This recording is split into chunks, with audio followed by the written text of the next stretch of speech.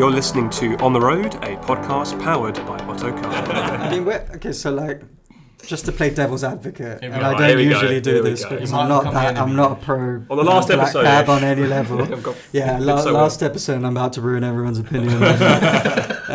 There are some things where I can kind of relate to what they're saying, like the English test, for example. I don't think that's necessarily a bad thing. I mean, they go through the knowledge for, what is it, 3 years, 4 years, and the knowledge, it's not just about like it's not just arbitrary things to learn about London. It's like you say, about the manner, the way that you handle clients, absolutely. the way that you deal with them, and that's been a part of the establishment in London for a long time in this private hire game. So we should inform private hire the same way that they have been. Absolutely. Where I disagree more is like not putting kind of blanket charges on everyone, and certain people feeling affected and other people not. I'm not going to pin the blame on black taxis. I think that they just have a really good lobbying board that really support them, and that's because the black taxi drivers come together and they work towards a common goal.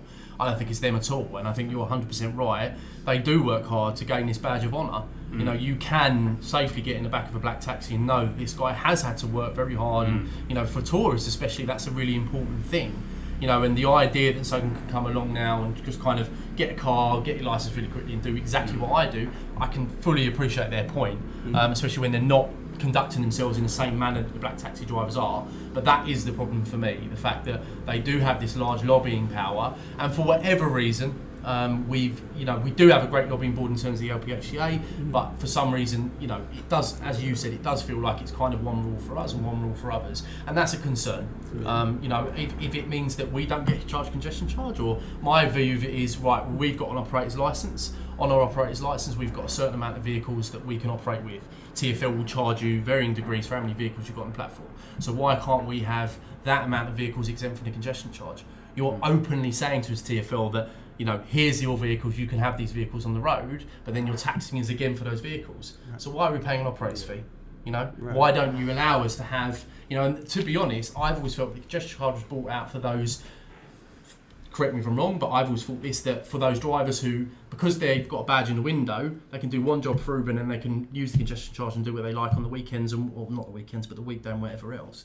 We have a reason to be in London to pick up clients, and we operate in a service. We have a licence from TfL that's given permissions to do so, and it's got a number of cars on there. So there should be some kind of link up between that. I think I'm not totally against it. I think, you know, cutting congestion ultimately is good because it means customers get places quicker. But if that's not working, it's not cutting congestion, then we're essentially paying. Who are we paying for?